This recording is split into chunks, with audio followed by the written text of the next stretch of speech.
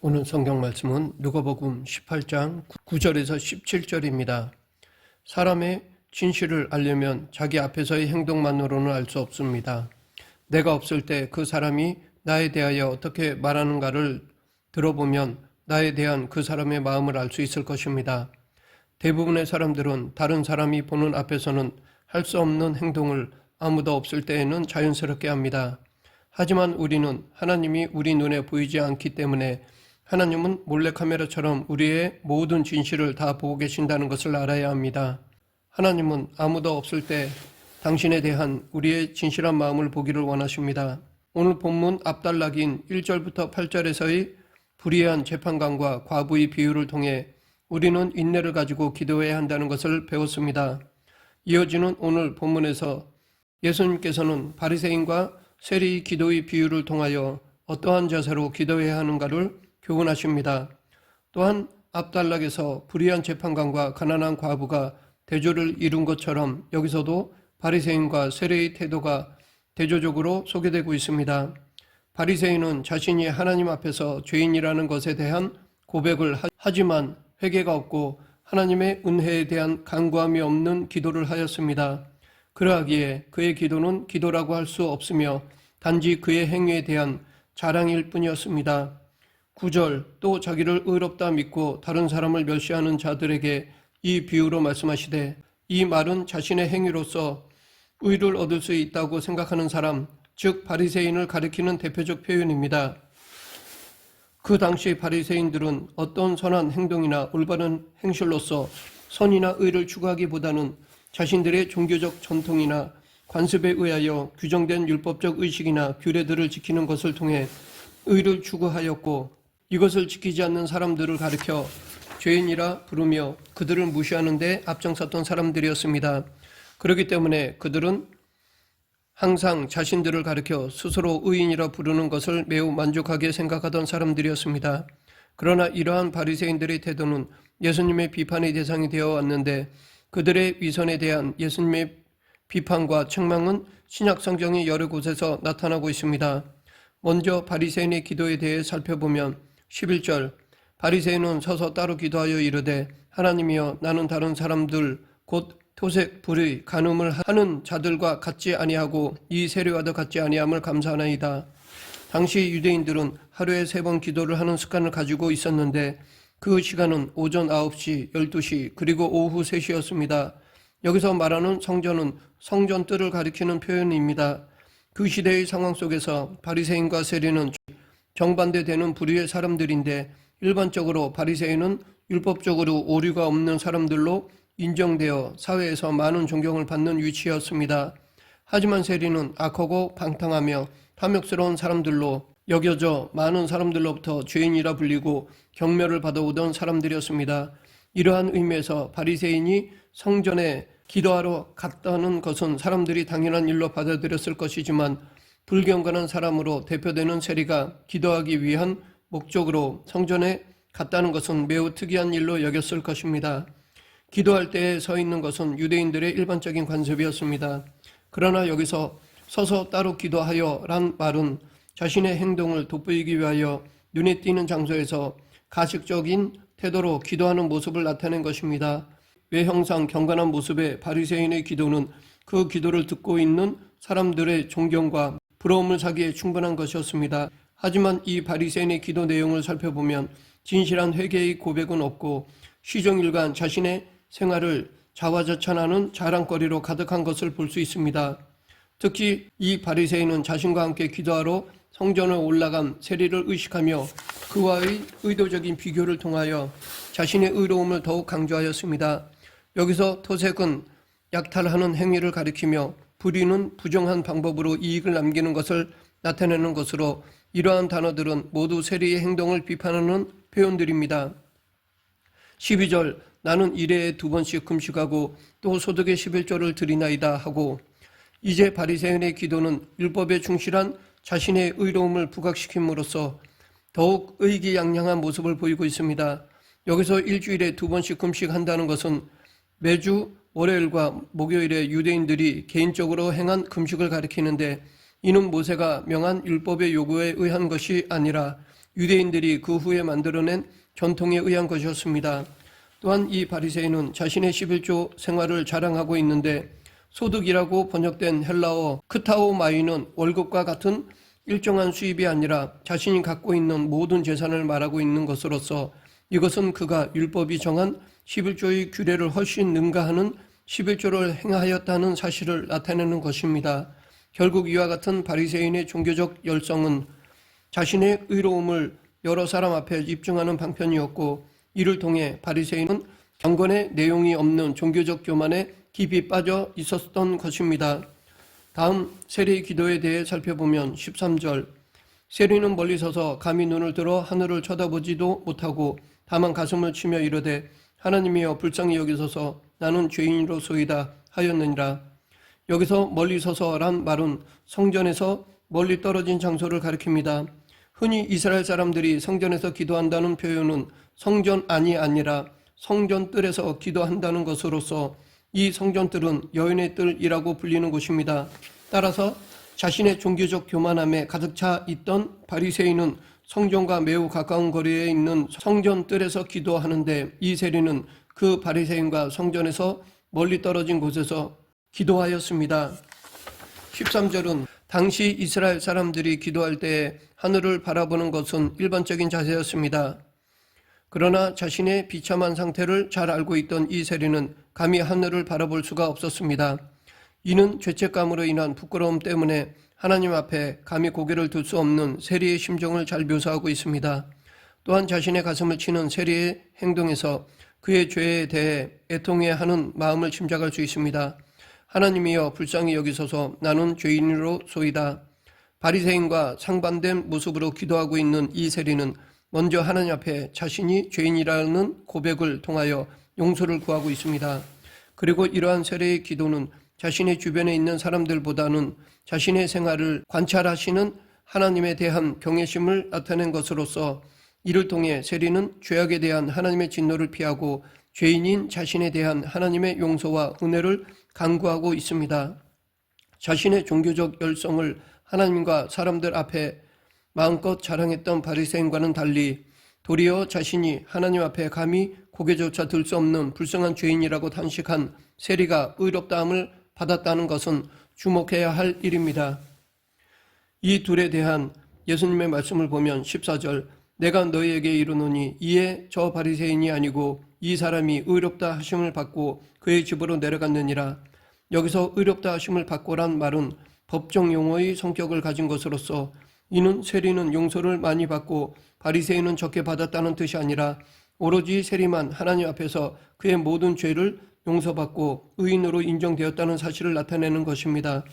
계속해서 무릇 자기를 높이는 자는 낮아지고 자기를 낮추는 자는 높아지리라 하시니라. 이는 결국 하나님께서는 교만한 자를 물리치시고 겸손한 자를 높이시는 분이라는 것입니다.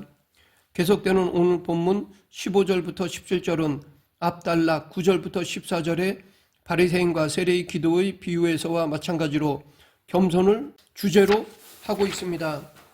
이 본문은 누가복음 9장 46절부터 48절에 이어 두 번째로 어린아이를 통해 주시는 교훈입니다. 또한 이 사건은 마태복음 및 마가복음에도 기록된 사건이기도 합니다. 당시 유대인의 관습에는 부모들이 어린아이를 랍비에게 데리고 가서 축복을 받았습니다. 그래서 부모들은 훌륭한 선생이신 예수님께 축복을 받기 위해 아이들을 데리고 왔는데 제자들은 이를 책망했습니다. 그러나 예수님께서는 어린아이를 환영하셨고 하나님의 나라를 소유할 자가 바로 어린아이와 같은 성품을 가진 자라고 말씀하셨습니다. 즉 어린아이들이 그 부모를 전적으로 신뢰하고 의지하듯이 하나님을 겸손하게 전적으로 신뢰하는 자가 하나님 나라를 소유할 수 있다는 것입니다. 이런 어린아이를 통한 겸손의 교훈은 제자들이 서로 누가 크냐라고 변론을 벌였을 때 이미 주신 말씀이기도 합니다. 그런데 오늘 본문은 자신의 공적을 드러내며 의를 자랑하는 사람에 관한 두 이야기, 즉 9절부터 14절, 18절부터 30절 사이에 삽입되어 당시 유대 지도자들의 잘못된 태도와 교만을 지적하고 있습니다. 오늘 본문 15, 16절 사람들이 예수께서 만져주심을 바라고 자기 어린 아기를 데리고 오매 제자들이 보고 꾸짖거늘 예수께서 그 어린 아이들을 불러 가까이 하시고 이르시되 어린 아이들이 내게 오는 것을 용납하고 금하지 말라. 하나님의 나라가 이런 자일 것이니라. 여기에 보면 예수님께 관심을 가지고 예수님을 따르며 또한 예수님이 가르치시는 말씀에 많은 감동을 받았던 사람들이 예수님께로 나올 때 그들의 자녀들까지도 데리고 왔다는 사실을 알 수 있습니다. 특히 누가는 같은 사건을 기록하고 있는 마태와 마가가 일반적인 아이들을 가리키는 파이디아라는 명칭을 사용한 것과는 달리 갓난아이를 지칭하는 브레페라는 단어를 사용하고 있습니다. 이것은 사람들이 아이를 데리고 올 때 비교적 큰 아이들뿐만 아니라 심지어 유아들도 함께 데려왔다는 사실을 보여줍니다. 이렇게 사람들이 갓난 아이들까지도 데려온 목적은 예수님께서 그들을 만져주심을 바랐기 때문이었는데, 여기서 만져주심은 구체적으로 예수님께서 아이들의 머리 위에 손을 얹고 축복하는 것을 가리킵니다.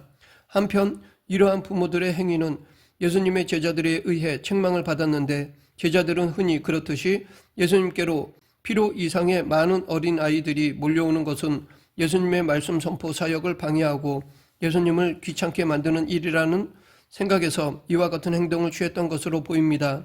하지만 예수님께서 그 어린아이들을 불러 가까이 금하지 말라라는 이 말씀을 통해 제자들과 달리 예수님께서는 어린아이들이 당신에게로 오는 것을 마땅히 여겼다는 것을 알 수 있습니다. 마가복음에 보면 아이들의 부모를 꾸짖는 제자들의 행동을 목격한 예수님께서 제자들에게 화를 내시기도 하셨습니다. 결국 이러한 사실들은 예수님께서 어린아이들이 구원의 부수적인 존재들이 아니라 그들이야말로 하나님 나라의 참된 기쁨을 소유할 수 있는 귀한 존재라고 여기신 것입니다. 하나님의 나라가 이런 자일 것이니라. 여기서 이런 자는 문자적으로 거기에 있던 어린아이들을 가리키는 것이 아니라 그 아이들과 같이 마음이 온유하고 겸손하며 순결한 사람들만이 하나님 나라의 백성이 될 수 있다는 신앙적 권면입니다.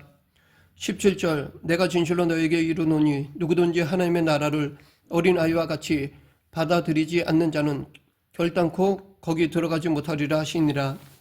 여기 내가 진실로 너에게 이르노니 누구든지 하나님의 나라를 들어가지 못하리라 라는 말씀은 구원에 절대적으로 필요한 마음의 상태를 강조하는 말씀입니다. 그러므로 본문을 통해 우리는 하나님께서는 자기를 스스로 의롭게 여기고 교만하여 남을 멸시하는 자는 멀리하시고 오직 자신이 죄인임을 인정하고 애통한 심정으로 회개하며 겸손히 하나님을 의뢰하는 자에게 은혜를 베푸신다는 것을 알 수 있습니다.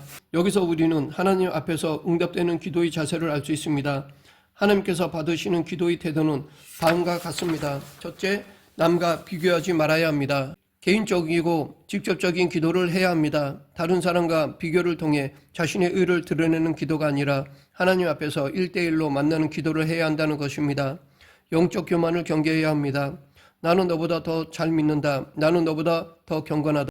나는 더 의롭고 깨끗하다. 라는 마음이 더 무서운 죄악임을 깨달아야 합니다. 그러면 우리는 왜 남과 비교할까요? 자존감이 낮기 때문입니다. 그래서 다른 일을 정지함으로 상대적으로 자신을 과시하려는 마음이 있는 것입니다. 그러므로 다른 사람을 판단하고 정지하지 않도록 해야 할 것입니다.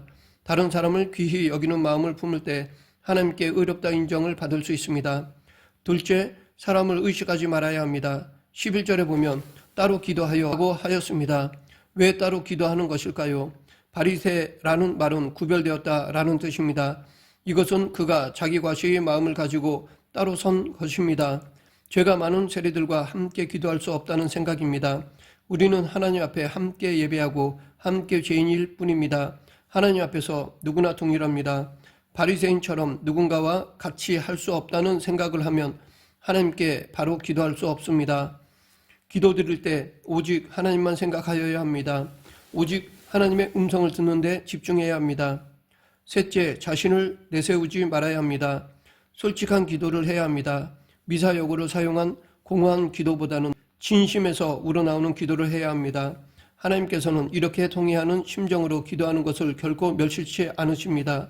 11절을 보면 나는 다른 사람들 곧 토색, 불의, 간음을 하는 자들과 같지 아니하고 이 세례와도 같지 아니함을 감사하나이다 라고 했습니다. 여기서 토색, 불의, 간음은 율법이 금하는 죄인데 바리새인은 이러한 유혹을 극복한 것 같습니다.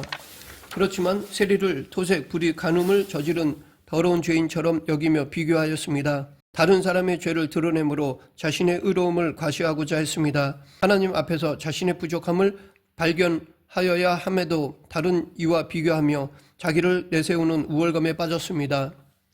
또한 바리새인은 자기를 과시하였습니다. 금식과 11조의 행위를 내세우며 하나님께 인정받으려 하였습니다. 자신의 열심에 근거하여 칭찬받으려 하였습니다. 그러나 정작 바리새인은 하나님께 인정받지 못했습니다. 반면 세리는 하나님의 긍휼을 구하였습니다. 하나님이여 불쌍히 여기소서, 나는 죄인으로소이다. 세리는 하나님의 용서를 받으려는 마음뿐이었습니다. 하나님과의 관계를 회복하고 싶은 마음뿐이었습니다. 오직 하나님의 은혜만 소망했습니다. 하나님께 집중하였기에 다른 것에는 관심을 두지 않았습니다. 말씀을 맺겠습니다.